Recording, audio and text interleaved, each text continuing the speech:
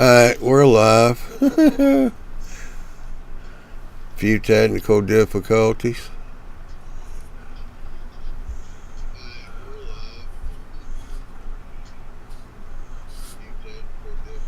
Alright.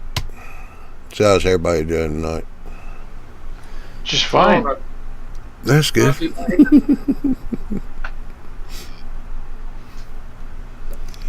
Well, let's see what we got going on over here in the chat. So we got Ari, Phil Wyman, Michael.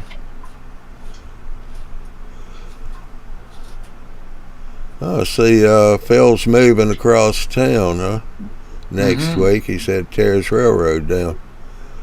All right. Well, we were curious about that, Phil. We were just talking about that. Did you built your layout in modules or pseudo modules so that it would be portable or not portable, movable? Is that going to work out for you? Are you going to be able to move it in its entirety and keep it together? He said yes, but not a lot of room for a railroad. Oh. We got a garage or... Well, who picked out this house you're moving to then? That's really confusing. Yeah. Man, I'm like most model railroaders. If I was going to look at a new place, the first thing I'd do is tell the wife to go look and have her feel I'm going to find a trade spot. And then I'll come back and figure out if the thing has bathrooms or not. And one close to the layout room. Preferably. Yeah. Well, when we moved So you can run trains through it. Absolutely. when we moved into this house and I saw that it had a full attic, my wife was like, "You can have your training room." I said, "Yeah." Yep. So decide if you want the rest of the house, because all I need is All I need is the attic space. That's why model railroaders who say that they're building a house is that they're building a new trade room with a really thick roof. They're building a new training room with extra storage. And a few bedrooms for visitors. Yep. That's why I've said I built mine Toma style or whatever, but portable or movable. It is definitively not portable. It would be a massive amount of work to take it down and put it back together, but it is movable because this is my 13th layout, and I will never, ever, ever again build a layout that cannot be moved. Well, I was just thinking the other day, you know what? If I hung a hammock in here, I don't think I'd ever have to go downstairs. Besides go to work and pay bills. And go to the washroom. Well, yeah. That would be nice. Yep. Well, if you got a water tower there now, so I just got a water tower for my trade room, last month or something, so... He's got a microwave too. Oh, I don't have a microwave. I got a microwave my dad picked up on clearance. That's all right. Granted, it was kind of beat up and I had to straighten it out, but hey, I ain't going to turn down a free microwave. No, that's handy to have in the... So, little refrigerator, little microwave, a couple burritos and a coffee maker. Yeah, man, that's everything I need in the world.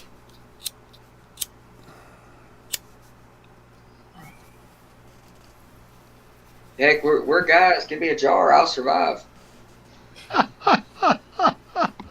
So just give me a big basement. That's the biggest consequence. When I bought this house, I wasn't thinking about building a railroad again, or I probably would have chose something different. Well, we got C.W. Carr, 2002. He said, "Hello, everyone. Hey, how you doing? Anybody working on DCC++ build?" Two of us already have them. Yeah, two of us in here use DCC++.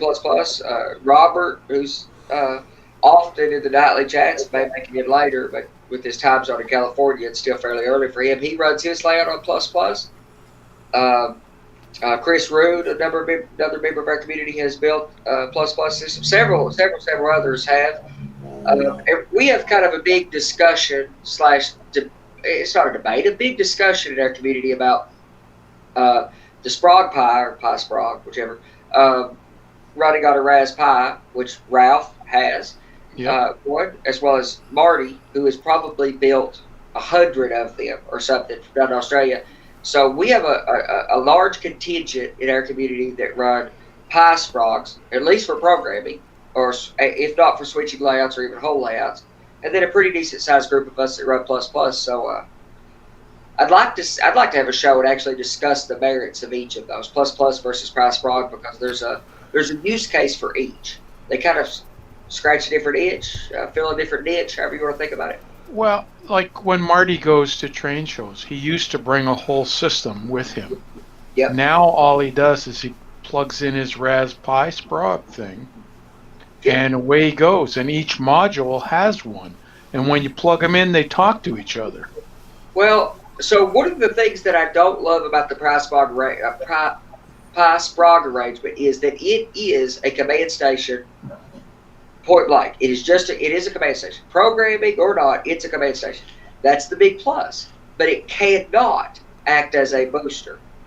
Whereas DCC++ can act as a booster to a master ++ system. So you could have TN++ systems serving with the Palau motor shield, not the common one that most people use for ++, and I did to begin with. But I've used move to the Palau motor shield. That's 4 amps.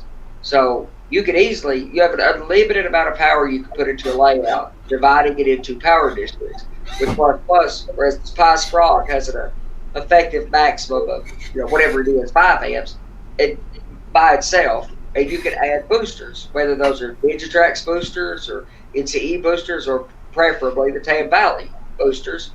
But you probably need a commercial product, whereas plus you can just replicate it. There's an argument for it. Hang on. We got a little twist here.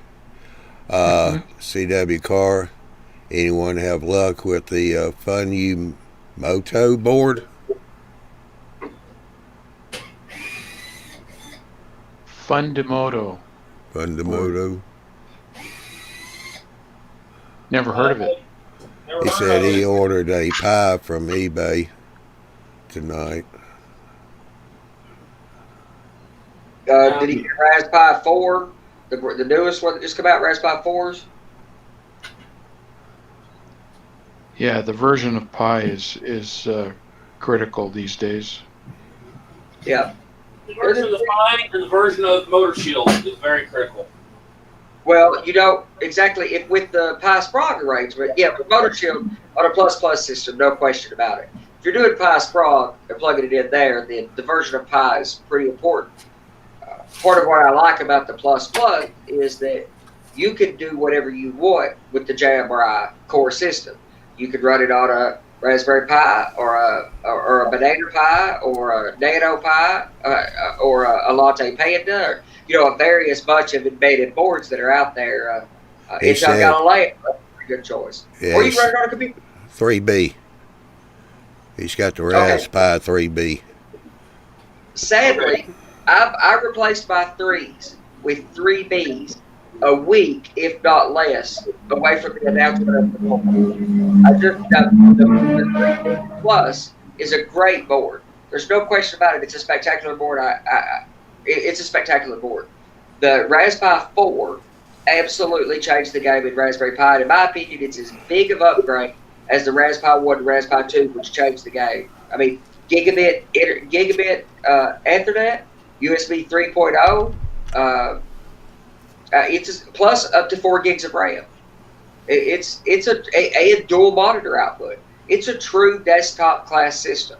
It is absolutely as adequate as a $150 cheap computer from Walmart, and probably practical. Actually, Windows now has a platform that works on there. They do. There's not a whole lot of programs compiled for Windows that support the ARM architecture, but it is interesting. And it's a big upgrade from what Windows first announced to run on Raspberry. They first released Windows IoT, the Internet of Things, for Windows for the Raspberry, and that's kind of okay as a hobbyist thing, but it's not a desktop.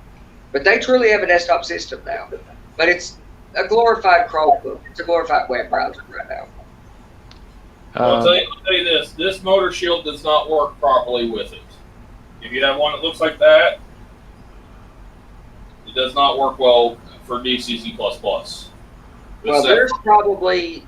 This is that first one that I bought. There's probably 5,000 or 10,000 different motor shields that are out there, and there's like 2 or 3 or 4 that work. Now, the standard Arduino standard motor shield that was designed by Arduino, sold by SparkFun, is well supported, and the Palau motor shield is well supported. Deep Robot, I think, worked fine too. Right, there's a few. I like the Palau better. But just because it's smaller, doesn't have the pins soldered on it, and does nearly 4 amps. I just bought an Arduino Mega Pro, so it's about the size of an Uno without the DuPont strips on the sides of it. So you have to solder all the connections on the board, but I wanted that. Or you can put the little DuPont connectors on and solder them, and apply a motor shield. My entire DCC++ system will be a 1/2 inch tall and 3 inches by 3 inches and support 4 amps of juice with 54 input output pins.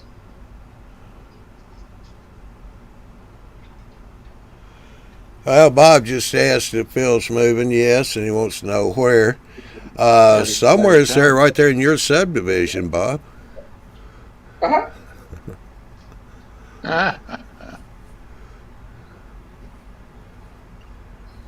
And to finish up that last conversation, I don't see any reason that the Fundamental motor shield wouldn't work. I have to look at it. It is running a L298 H bridge, which is the correct H bridge. It may just work out of the box, but I have to do a little more research on it. If you want to pop into a nightly chat or something, if you catch me in there, I'll do a little research on this particular motor shield. Yeah, that first one I bought, it's got that same chip. It's just on how they pin it, how the motor shield manufacturer pins it out. Absolutely. Properly or not. It's gotta have current sensing built into it. Yes. That's part of the problem you have with some of these other motor shields. They do not support current sensing. I'll have to look at this particular one. I really do. Depending on what you're doing, either the Arduino standard one is so well supported that it's hard to justify jumping through the hoops to support something to find a different one, or the Palau motor shield like I've went to is spectacular because of the high output, the 4 amp output, which in my opinion is the most power I would ever want in a single power district. Anyway.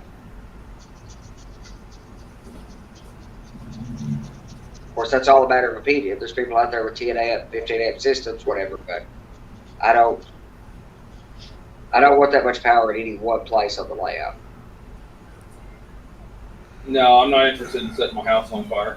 Yeah, CW says so far the program track is up, but a DC locomotive takes off on the main. But I just found out about cutting pin 8 and 9. Right. Yeah, there's a couple of modifications you've got to make to the motor control shield for a couple reasons. One, because you don't want the Arduino powering the motor shield. You want to power the motor shield independently.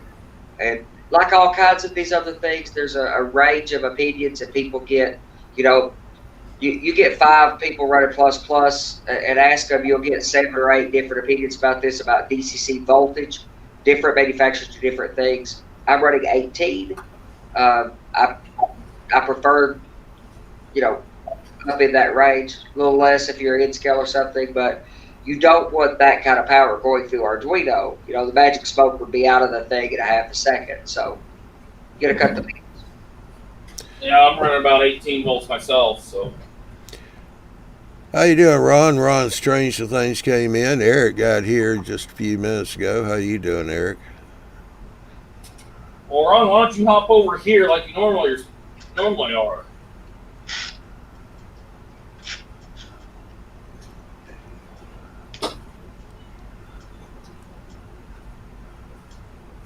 Yeah, Bob could come on in too if he wants to. Yeah.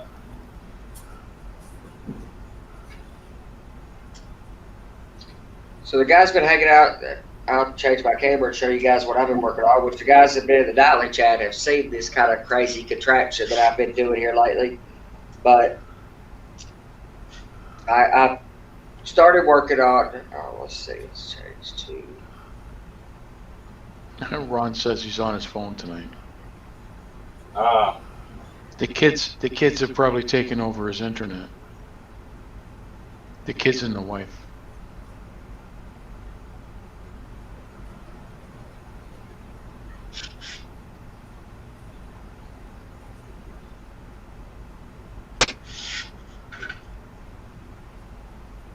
So I built this section on mine where the top is across over the eye. Over on a bridge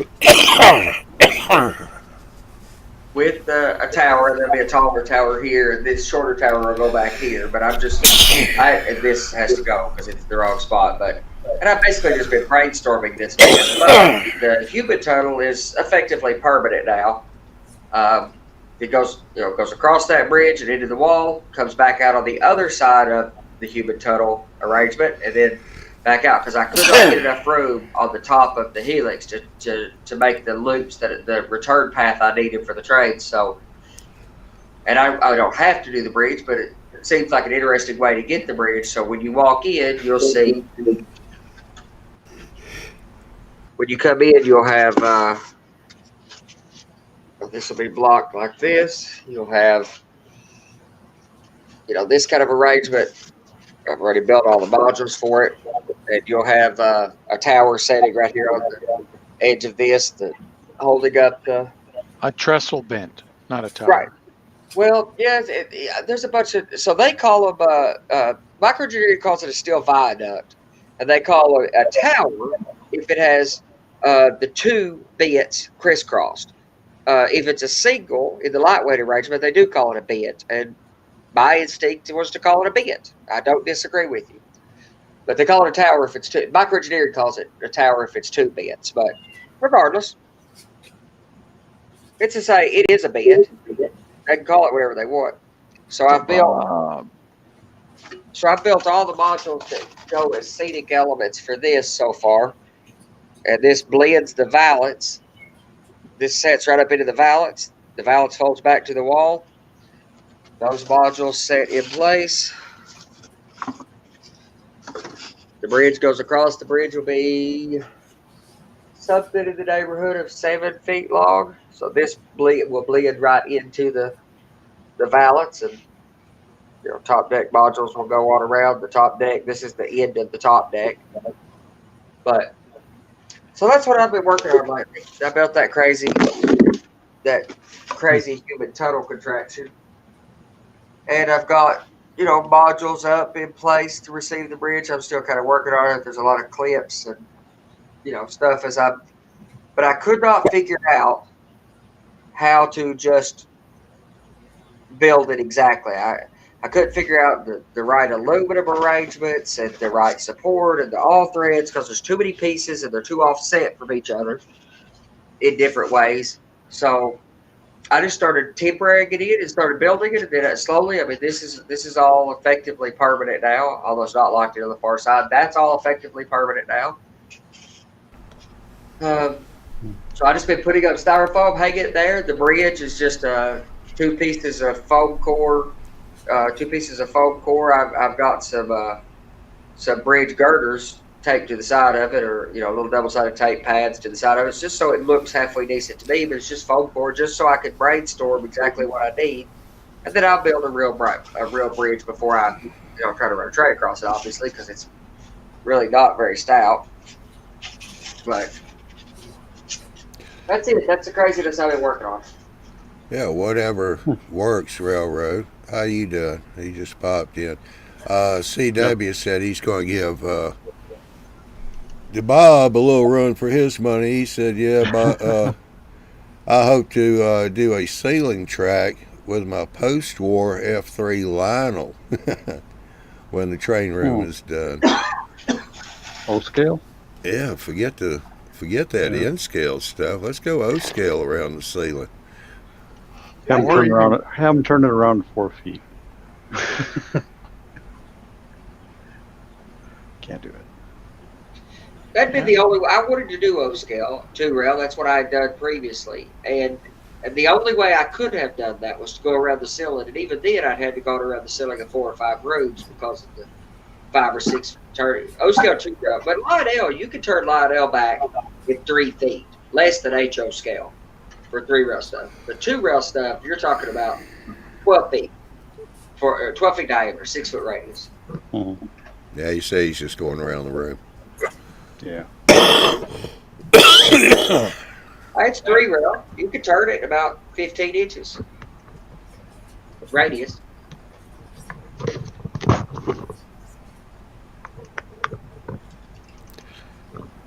If I was gonna do around the ceiling, it'd be O scale or G scale. He's, Right. well, he said Lionel, so that's either going to be, that will be O scale. It's just, is it 2 rail or 3 rail? It's 3. Lionel's only ever really done 3. Now, Lionel has made what they called standard gauge back pre-war and just after the war that's closer to F scale or G scale. It's a larger than O scale size. And Lionel has made some HO scale stuff in the 70s. And then here a couple years ago, they come out with Polar Express. So they in HO scale, but if you say Lionel, you're talking 3 rail template. Yeah, he said 3 rail Lionel's getting O. back into the HO scale right Yeah, I now. was gonna say they just had a big write up in Model Railroader magazine this last month. Big ad for Lionel O scale, For HO. or yeah, HO scale. Sorry. Right. They are going to reiterate it. Lionel HO scale in the 70s was a competitor with kind of Tyco or slightly above. I would say that maybe we're competitive with Bachmann, not Spectrum or any of that stuff, but the very basic Bachmann stuff. The first thing they come out with, the Polar Express, is not very detailed. It may run well, but jury's still out on the quality of that product, but it's not well detailed. How you doing, Phil? I'm living. Haven't seen you in a while. It's been an interesting while, Yeah. definitely. Yeah. Yeah, you hadn't been on for such a long time. Your camera and audio is a little out of sync. We'll have to let it warm up to catch up. Okay. It's a different camera. It's my old one. Yeah. All my high-tech stuff's packed away. So the layout's coming down soon? It's down. Already down. It's, well, sitting back there. Hmm. It's all 2 foot by 4 foot modules. I remember that we built it in sections, so Yeah, it was L-shaped, and unfortunately, there's no way to set it up in the new home the way it's configured. So basically, it's going to be a total strip of the boards and start over. Well, that can be fun. Oh yeah, it took 3 years for me to get half of it done, and it took a week to tear it down. oh yeah, of course. But having 2 foot by 4 foot modules means you can go down one wall and have it anywhere. Yeah. So with those modules, it'd be easy to build. Yeah, of course, that wouldn't be a continuous running layout, a switching layout of some sort. But there's always some kind of arrangement that you can put together to stay in it. So Yeah. I got an idea, Phil. Oh yeah. I got an idea, Phil. Yes. Once you get in a new house, you got those modules. You can see what you can do. Take Andy's idea with all thread rod and just hang it from the ceiling in the bedroom. 200-pound fishing line or some rope. I've seen 4x8 layouts from selling the garage on pulleys so they could wheel them right up when they didn't want to in the way. I've got Well, a I've layout got- in the ceiling. We're in the basement right now that hangs from the ceiling, and you can swing it up out of the way and stuff. Yep. Bob's got one of those. Mm-hmm. Who does? The Bob? Oh, is that? Do you have one? Is it yours goes Yeah. down on a pool table or something, right? Yeah, no, this one was, I picked it up from someone up in Minnesota, but it was hanging from the rafters in the basement, and it had some weights on some pulleys so he could swing it up away and out of the area that they were storing stuff with and everything else so he could get underneath it. And they just raise the weights back up and it swings down and lock it in place, and they could run a little lens scale train on it. So I don't think I'll be hooking it up that way, because I just don't have the room, I think, or it's not really necessary. But got to What a convert great it. way to build a table layout anyway. You could wheel it up real close to the ceiling and do all the Yep. wiring underneath it while standing flat-footed or sitting on it. Yeah. If you have a table-style arrangement, that's a really good choice, actually. Yeah, Red Eye, he built his on a door. He's got it out there in the garage with the intention of just hoisting it up. He needs to park there in the garage. And CW, y'all were talking earlier, he said he found a Gilbert 060. The date inside was 8/55, and he paid $5 for it. Well, yeah. Now, the pre-war stuff's pretty, at this point, it's pretty hard to find. Of course, the sad thing is, somebody's got a 10-year-old Lionel that, walks into the hobby shop and says, hey, this Lionel, it's got to be worth something. Well, boy, Yeah. they were built in mass quantity. 55 feels like that has to be somewhat rare, though. There could be a lot of that around. Mm-hmm. Already? Just teach them. Yeah, could be.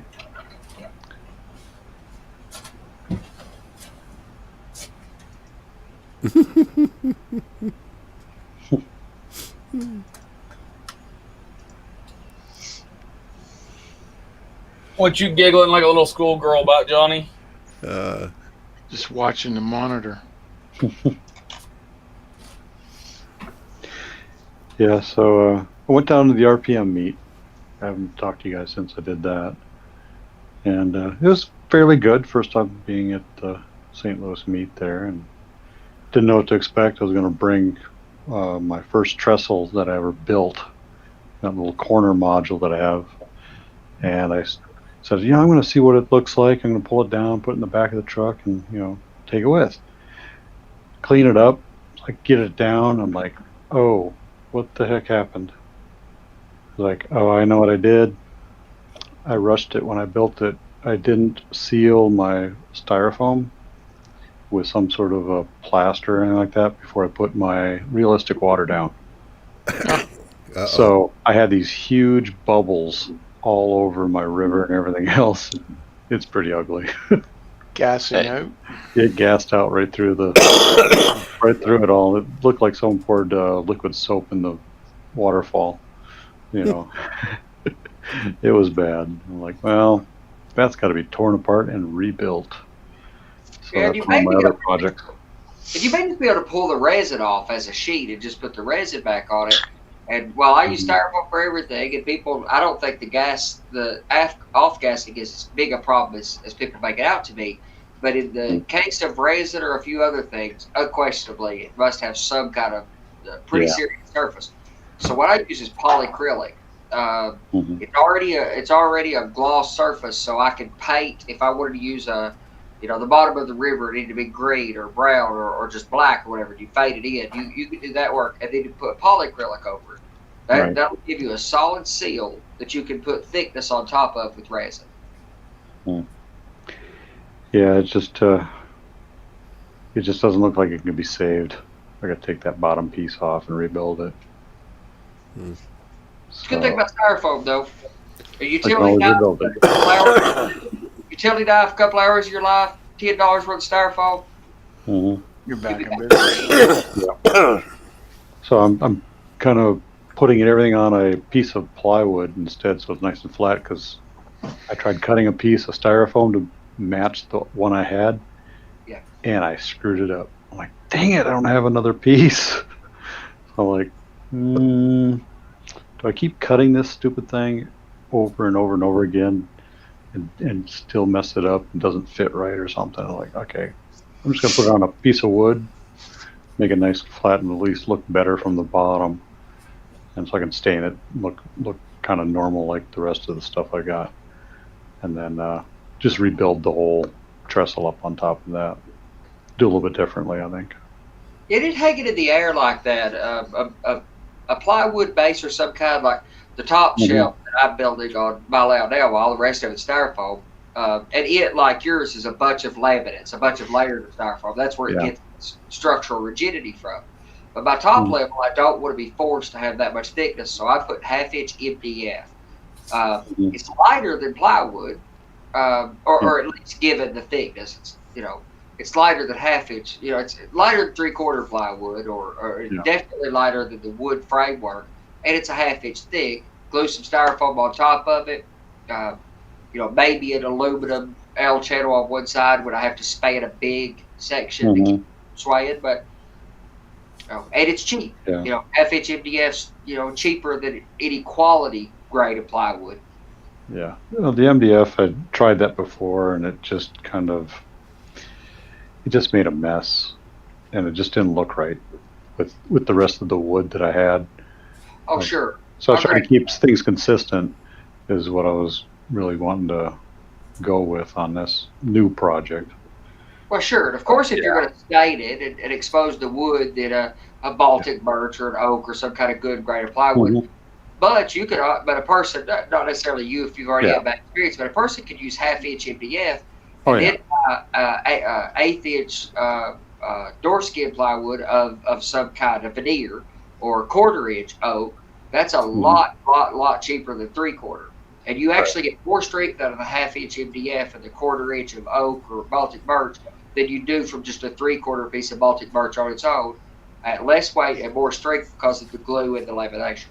Yeah. I got a piece of 1/2 inch ACX plywood, so it's Yeah. really it's all pre-sanded and everything on at least one side, which will Sure. be the bottom, of course. But um, just got to cut it up, and start making the new piece fit in. So I have an opportunity to make it better, and then I'll bring that or some other project that I'm going to make this year to the next show, I think. Yeah. So, gonna try and plan that out. Maybe just make sort of a small module kind of thing and bring that along. Yeah, Ron Strange and things said MDF does not react well to getting wet. Yeah, no, yeah, don't want to get wet. That's very true. The adhesive in it would break down and turn back to sawdust if it got wet. Mhm. No, well, the whole thing swells. It'll Oh yeah, it swell. raises up. It just Yeah. separates. Yeah, you'd have to seal it, and that's what I plan to do with mine's paint mine. But I use very few wet scenery techniques, like everybody uses dilute glue to soak into stuff. I use very few wet scenery techniques. So Well, the other problem with that is the majority of majority of the builders are in their basement. Well, you're gonna have to keep your basement dehumidified and dry because the moisture just would suck into that board. Mm-hmm. Yeah, Coach said OBS. OSB. OSB. Yeah, OSB.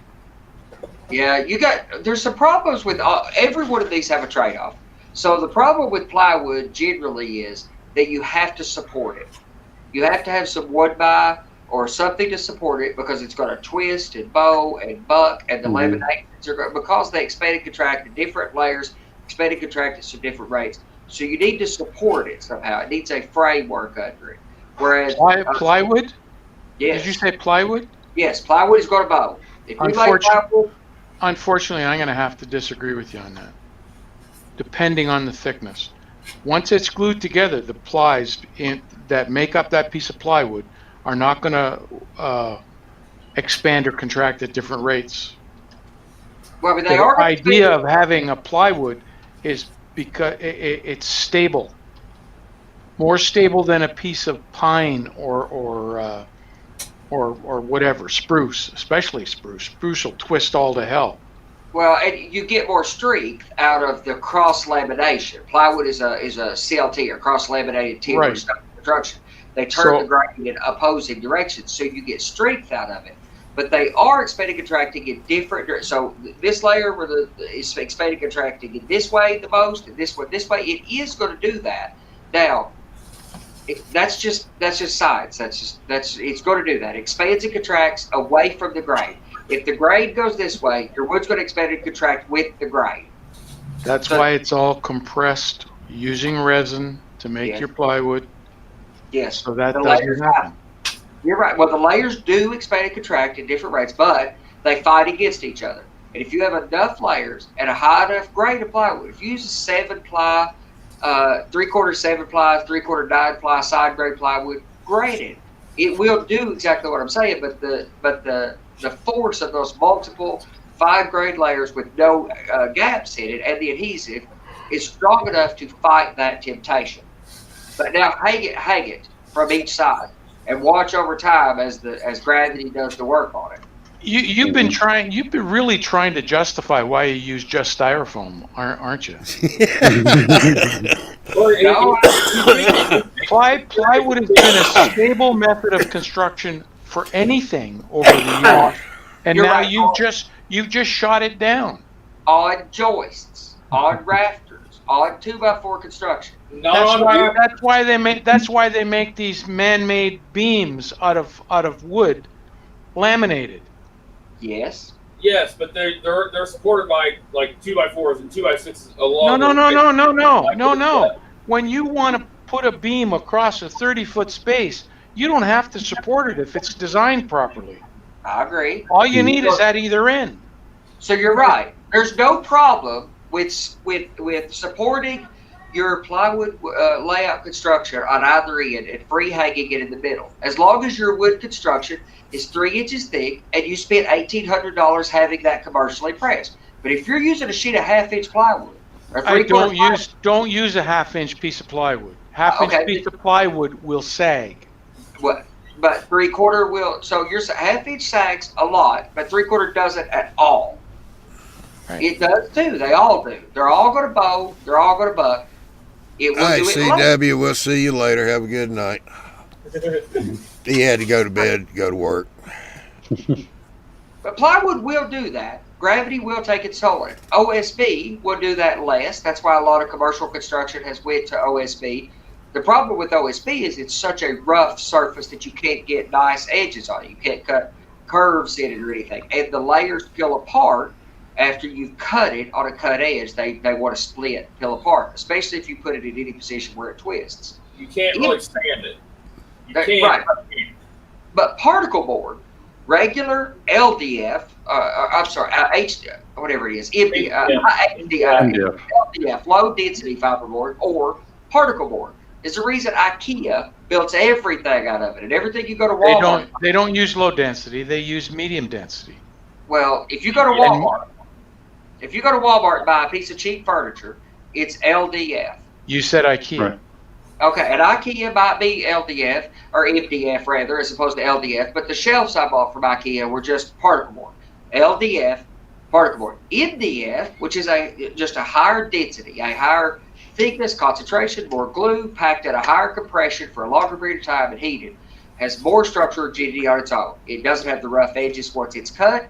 It does not expand and contract in any. It does expand and contract, but if it expands and contracts in exactly equal ways, it requires less support because it's not trying to fight itself, but it does require some. But it has the disadvantage of not being water resilient and will require paint to make it safe. All of these are good choices. People build houses out of people use OSB all the time these days. They built houses out of plywood for 80 years that are still standing.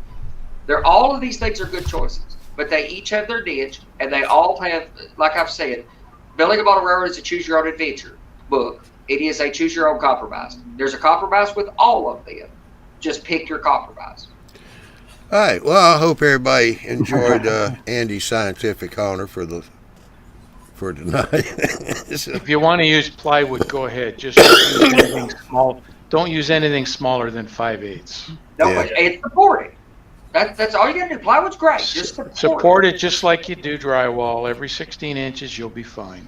Or even 2 feet, you'd be fine on 3/4. But if you take a piece of plywood and hang it on 4 by, I didn't say 3/4. I know. said 5/8. But if you take a piece of plywood and hang it on all 4 corners with a chain and weld it to the ceiling like we were talking about before, you are not going to be happy with the results a year from now. Of course not. Bob. Yeah. Do not take a breath, but let's hear more about the RPM show. Oh, the RPM. Yeah, Andy didn't show up. I know I didn't show up either. Let's see. I had to cancel first. Yeah, there was a lot of good weathering kind of cars out there, mostly HO. There were some really large models of trucks, and there was one truck that actually had a caboose on the back of the flatbed kind of thing, and that was being hauled off, and that was highly detailed. That was roughly what, O scale or it was G like scale? or like G scale or bigger. Yeah, 124 scale. Yeah, Yeah, it was pretty huge. he's A there lot every of year. custom pieces that he made, and then there's some good stuff and some really bad stuff over there too. But just a few N scale things. There was a big N scale layout there, an HO layout. A lot of the manufacturers were there. Scale trains, of course, and Athearn and Soundtracks, and the major detail-oriented modelers. Rapido and Atlas wasn't there, but yeah, it was a pretty good meet. I actually ran into a guy that I did not expect to see there. Jason. No, it wasn't Rod Stewart either. But I did see Jason. But when I first got there, I was at the little kind of meet and greet and at the hotel, and I was just sitting there talking about this one layout that I visited in Minneapolis area, and someone goes, he knew all about it. He was telling some other group over next to me, and the guy goes, "Who told you that?" It's like, "This guy over here." It's like, "You're from Minneapolis?" And I go, "Yeah." "Well, whereabouts?" I told him the city. Like, "No way, so am I. I graduated from this high school." And I went, "So did I. What year?" "The year after me." And I'm like, "What's your name?" Like, I ran into a classmate basically in the middle of nowhere at an RPM meet, and I did not expect that. And he's an N scaler, and he's been an N scaler the whole time. It's weird. What now? I said he's just a copycat. Copycat. Yeah. But it was just kind of strange that we were this small world. I did go to visit a K10 hobby store. I don't know if you've ever heard of that. Yeah, Jason's not happy with you. Yeah. Well, You didn't tell him you was going. I didn't know it was there until I got there. We went to the barbecue place to have dinner, and the guy I was sitting with told me about it, and I'm like, "Well, let's go." So I we told went you there. plenty of times. It was huge. Big finished HO layout in the back of the store. The store is probably 20 feet square, and the layout is 60 by 70 feet, and it's huge. I posted pictures on Facebook about it. I don't know if you guys saw it, but They got a big dirt Fun. RC track out behind the Yeah. place too. Yeah. But it was impressive, definitely. It was DC and DCC on the layout. Did you make it down there to the St. Louis or the National Train Museum or Transportation Museum? Yeah, I did go on Saturday to the train museum and saw the big boy and a bunch of other steam locomotives and the old cars collection that they have there. So it was pretty good.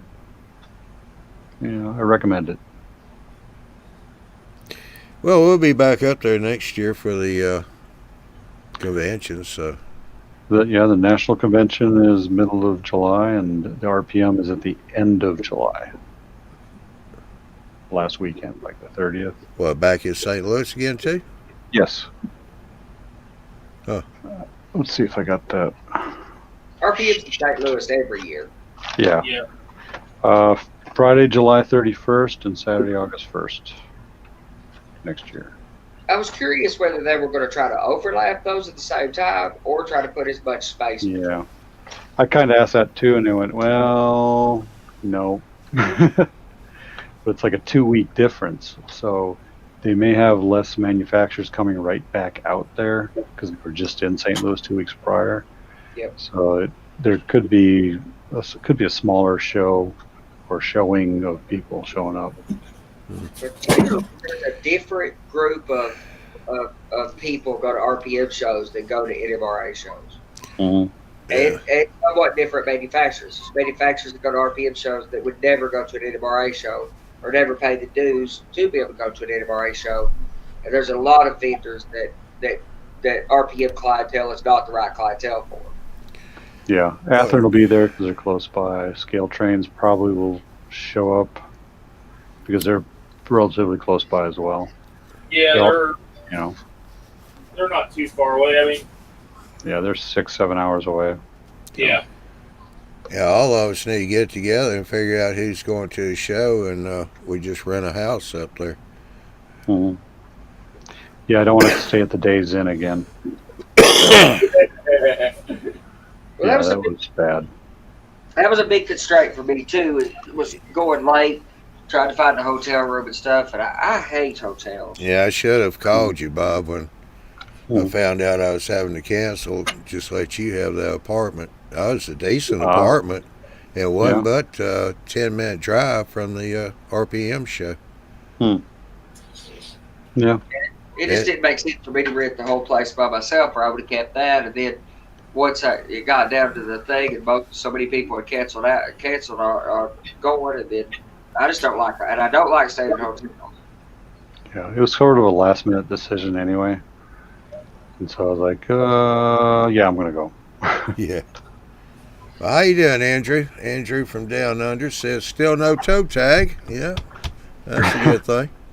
I like it when I wake up and find out I'm not in jail yet. Mm-hmm. Facebook jail or any jail? I don't do Facebook.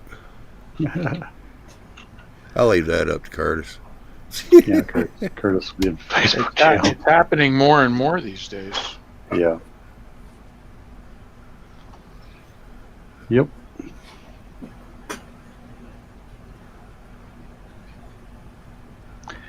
But anyway, I don't know how much time we have left, but I got kind of a big story about the big boy. All right. To tell. It's kind of it's heartwarming. It's a background story that people probably don't know about what happened on that day, but it happened in Des Moines when they left Des Moines last Friday. The day before, they had it on public display, and there's this girl down in St. Louis. Her father was an avid photographer, and he loved steam locomotives. And he went over to Germany. He had all the German steam locomotive collections. He bought a bunch of HO stuff, and had a little layout. And so he loved the big boy, the UP stuff, all the Challenger, and he's going, oh, when I die, I want you to put some of my ashes in the boiler of the Challenger or the big boy, and it'd be the ultimate ride of my life to go out the smokestack, And so he kept saying that for a number of years. And in end of December 2017, he passed away suddenly. And so they were making plans to go visit this thing when it was the 150th anniversary, and that just didn't work out, obviously. So his daughter and his wife, they were always rail fanning, doing excursions and getting photographs. And he was owned a photographic store and did a lot of black and white stuff. And so she heard that big boy was going to be stopping in Des Moines. She had 4 days off and says, I'm out the door. I'm going up to Des Moines and see what happens. See if I can get my dad into the boiler. And so she gets up there, no plans whatsoever, and didn't know if she was going to be staying overnight, didn't know if she was driving all the way home.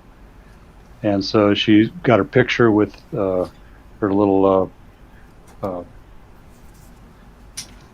thing holding her dad's ashes, the urn, and in front of the big boy and everything else. Yeah, Dad and I got pictures in front of the big boy. You know, it's an emotional time for her, and so she's finally gets a chance to talk to Ed Dickens, and she told him the story about her dad and and what his last wishes were, or to see if that was possible. And he goes, "Hey, I want to hear more about your dad. Come on up. Let's go in the train cars here, and we'll talk to the crew." And so she's telling the crew and Ed all about her dad. They said, we're going to hook you up. Says, can you be here tomorrow morning at 6 o'clock? Because we're going to be leaving about 6:30. And we'll work something out and see what we can do. She goes, yeah, no problem.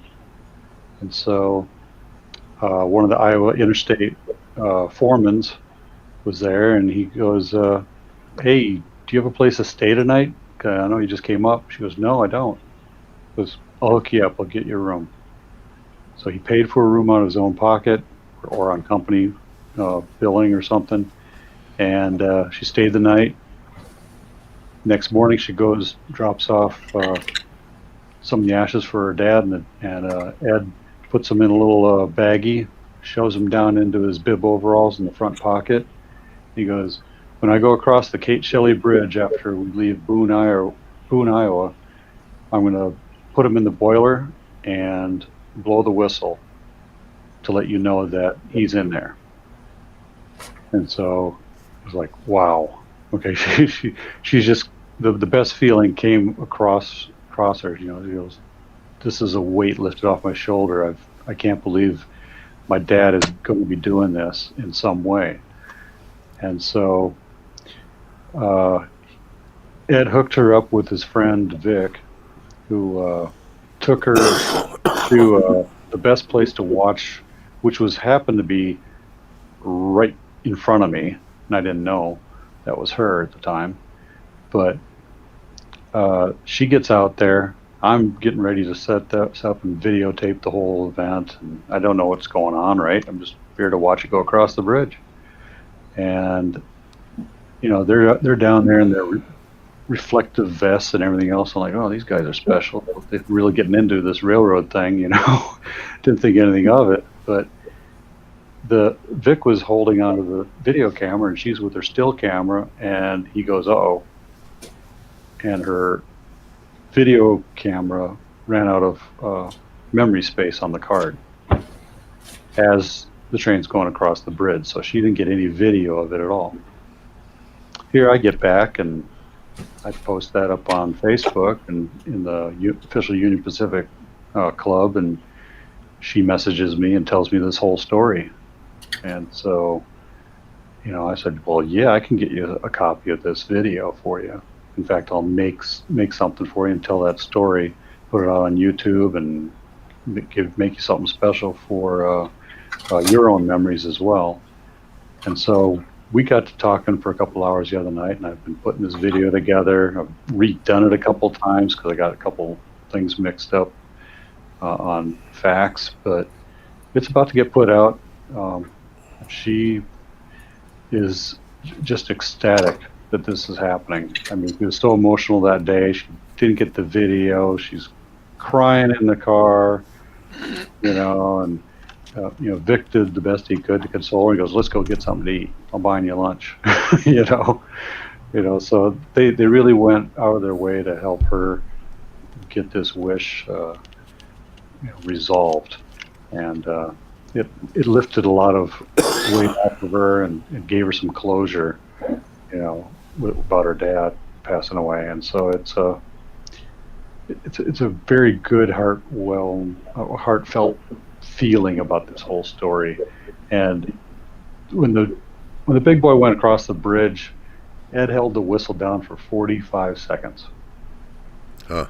And no one there is like, I've never heard the whistle blown that long going across a bridge or anything like that. And everybody's going, oh, there's people on the tracks. They're trying to clear them out because there's a curve right after the bridge and people can't see the train coming.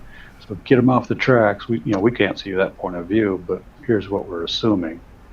And then here comes this story, and it's like, no, that was a special honor for a Army veteran and avid rail fan. Yeah. So, that video is coming out here once actually Ed Dickens gets to see it first, because he wanted to see it before I put it out on Facebook and YouTube. Well, that's So good that you've done that for. Mm-hmm. And so it's one of those behind the scenes kind of things, and I don't know, it touched me really really hard when I heard that. I was like, you got to be kidding me. Yeah. So. In the right place at the right time for a change. I was in the right place at the right time. It was a great day for me, chasing the big boy too. So yeah, I got some really good events that happened for me. Bill's friend was up there chasing him and his dad. So there's a lot of people that are out there, and it's like, yeah, way too many people actually. And I went, I quit. I'm going home. Catch it when it comes into town. I wasn't going to stop at the other two stops in Iowa. But yep, it was fun. Cool. So I guess we've done that hour and 17 minutes, right? Well, we were a little late getting started tonight, so. Ah. Well, just a quickie, Johnny. I have the pictures of the caboose that I was working on the last couple of shows. Okay. If I can get it to pop up here. I just thought of his name and it just left me. Thomas Gazer. It's the guy, Split Rock Mining. Yeah, Split Rock.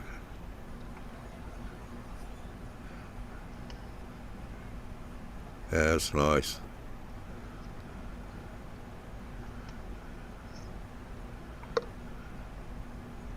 It finally went out in the mail yesterday morning. So he should be getting them by either the end of the week or Monday. And I'm sure he'll post them as well. Yeah. Just the two? Actually, there's 5 of them. I only have these pictures, the static pictures of 2 of them. Yeah. I have a video with all 5, but I don't know whether you got time for that. Sure. All right.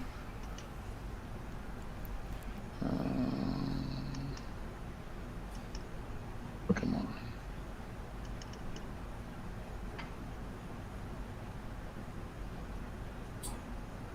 Do.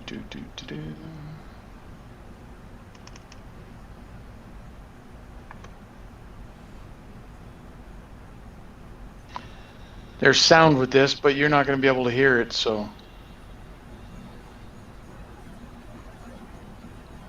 My imagination's pretty good, though. So that's an SD40. So if you know what an SD40 sounds like. Mm-hmm. Something like that. Oh, there's a lot of cabooses. Yeah. So when I posted the pictures on one of the Model Railroad Facebook pages, I was saying the shop foreman in the weathering shop foreman in Toronto has released the vans for return to the U.S. to Minnesota. And they're going to staging now, and they'll be there until they can be cleared to cross the border. And it's just a whole little story. Mm-hmm. And then, of course, Thomas saw it, and he thought, this is neat. He's excited to get his cabooses back.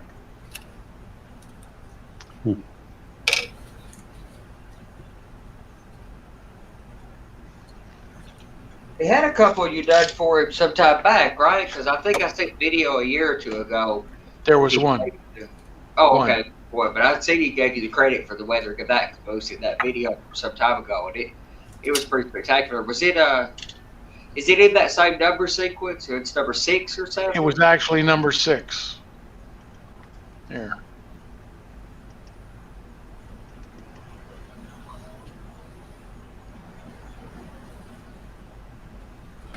Was I that don't know one- if you guys saw. Oh, go ahead, Andy. No, you're all right. Go ahead. I don't know if you guys saw or not, but Scale Trains also released today how the tariffs are going to impact them Mm-hmm. and their pricing model. Yep.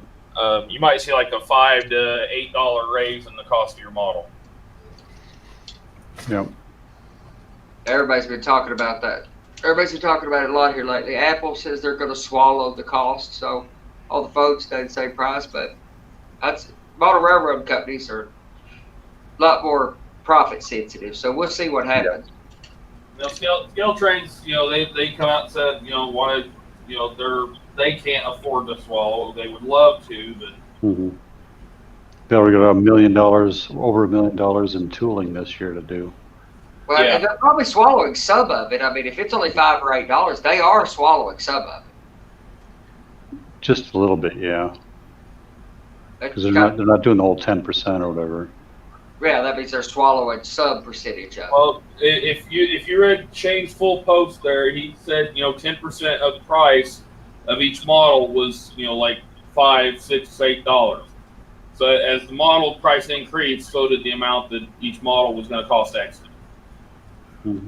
So he had it all broke down on the what price range you were in, on how much extra it was going to cost, and went into the discussion on why they can't move everything to the state. So that it would cost to build a factory. But even if they did, you not only would it be more expensive. I mean, again, Apple's the best case of this. They've tried. They've built some stuff in the states, and they're a major Chinese producer, much like most of our model railroad companies. And an iPhone is $1,300. Let's say it would be over $3,000 to build it here in the states. And the biggest problem is we don't have the resources for that. All these guys who are building the scale, men and women, who are building the scale trains, that if you go to the videos that they posted in the factory showing these people doing that fine tweezer work or plating those detail parts and stuff like that. Mhm.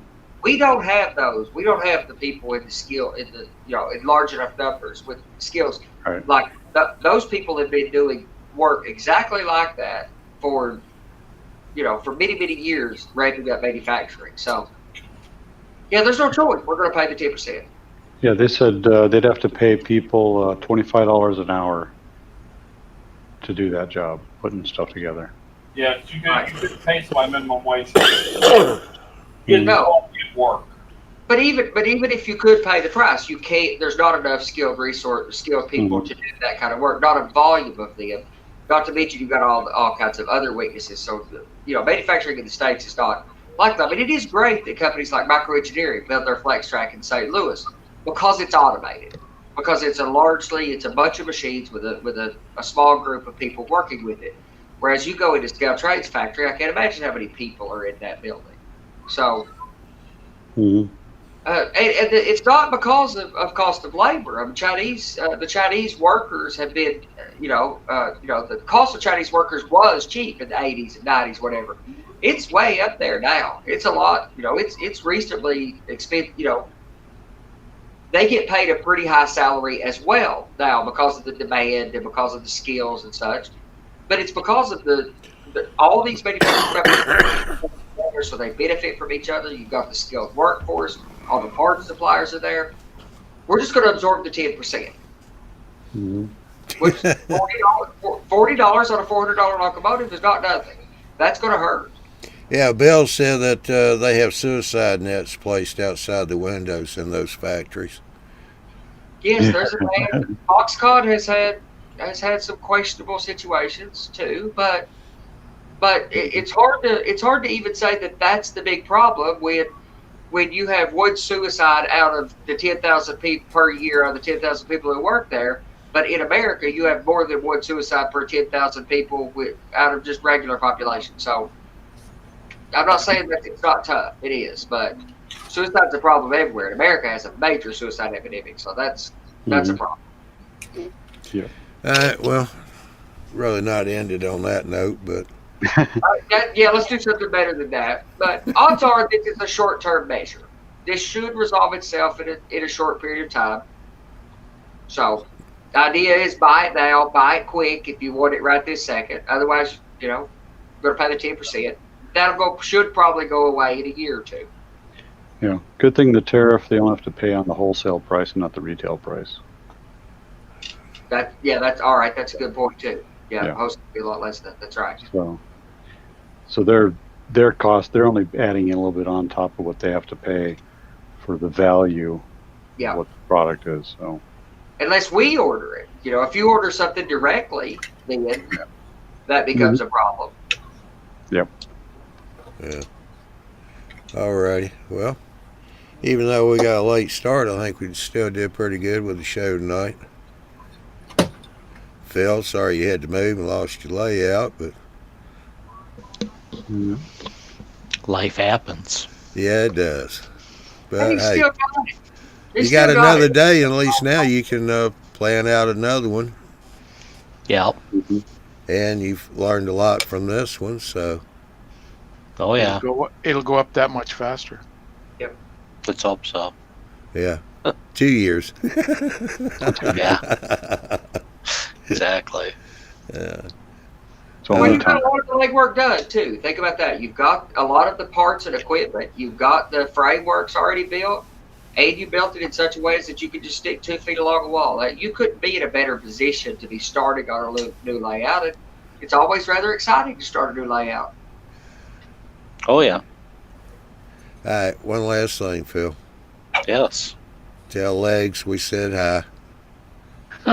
Tell legs. Yeah. Tell legs. Okay. I will. I will. It's been a long time. Yes. I will.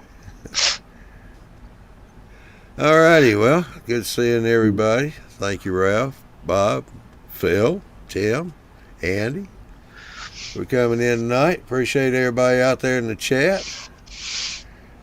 And we shall see y'all again next week. Definitely will be on time next week. I've had a rather busy day today. So y'all have a good weekend. Stay dry. If you're anywhere as close to the south, try and find some good shade, because it's getting awfully hot down here. Yeah. All next week's going to be on up in the 90s towards the middle for us down here. So that's going to get rough. All right, y'all have a good one, and we'll catch y'all later.